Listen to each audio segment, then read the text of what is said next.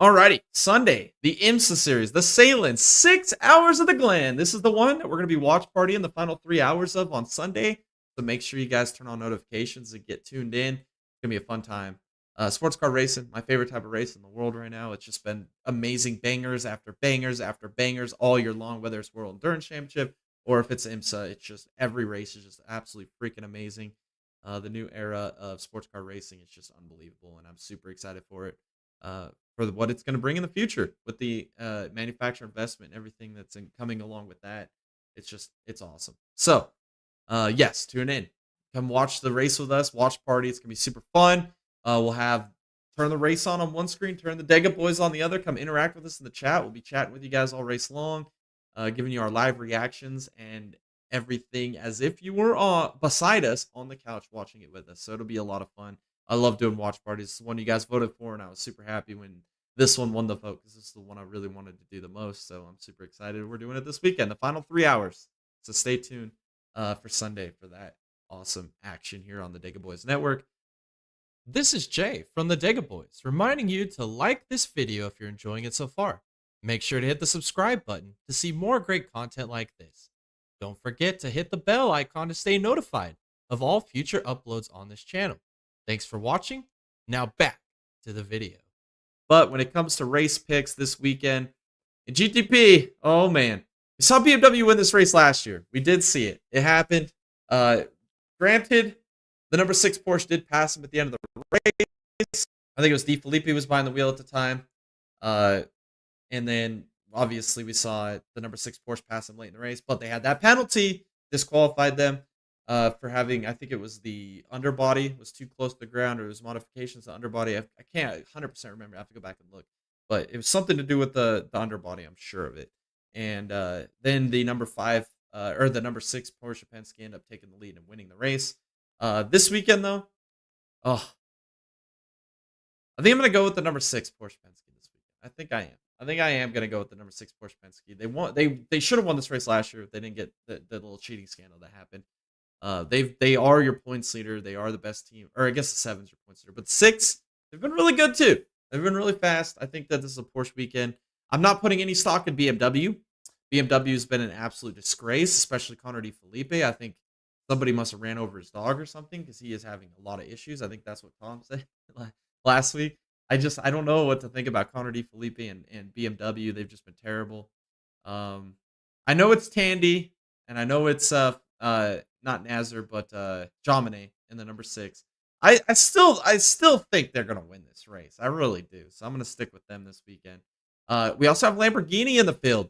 Super excited for it. If you guys remember my bold prediction in the offseason, I said Lamborghini would win an IMSA race this year. They're only running the endurance races, the longer events. This is one of them, 6 hours of the Glen. They impressed me at Le Mans. I knew they were going to be outside the top 10 all day long. I knew it was going to happen. There was just no way they were going to be able to compete with the amount of quality cars that were around them. And they impressed me. And they only had a few off-track, few issues. They've got pace. Now, let's see what they could do at IMSA this weekend. So I'm going to take them as my dark horse, the number 63 Lamborghini. I'm excited to see what they could do here at Watkins Glen. Watch out for Cadillac, the 01 Cadillac, the 31 Cadillac. They've got a lot to accomplish this year. This championship is still eligible for both of them, competing against the number 7 Porsche. We'll see what they can do this weekend at the 6 hours of the Glen. Super excited for it.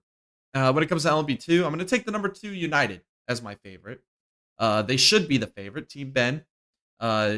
They had a bit abysmal 24-hour Le Mans. I mean, it was uncharacteristic. I've never seen them struggle that much at all in IMSA. So, in any sports car race, especially in LMP2, over the last few years, they really just struggled. They were off track so many times there at Le Mans. It was unbelievable.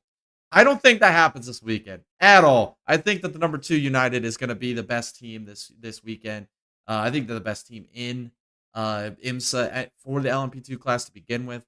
I think they're going to do a fantastic job. I believe they won this race last year, if I'm not mistaken, in the LMP2 class. So I think they're going to go back to back. It was the United team, but the same driver lineup. So I think that they are going to get the job done this weekend. And my dark horse, number 18 Era LMP2 with Connor Zilic is the only reason I'm picking them as my dark horse. Connor Zilic already won the Sebring 12-hour in LMP2. If this LMP2 race is anything like Le Mans, if it turns into an absolute wreck fest, an absolute talent loss, or whatever it comes down to, survival, I don't even know. LMP2 never ceases to amaze me, but if it happens again this weekend, I'm going to take the number 18 of Connor Zilic with the Era LMP2 team to end up getting this surprise win, maybe. That's my dark horse for the weekend.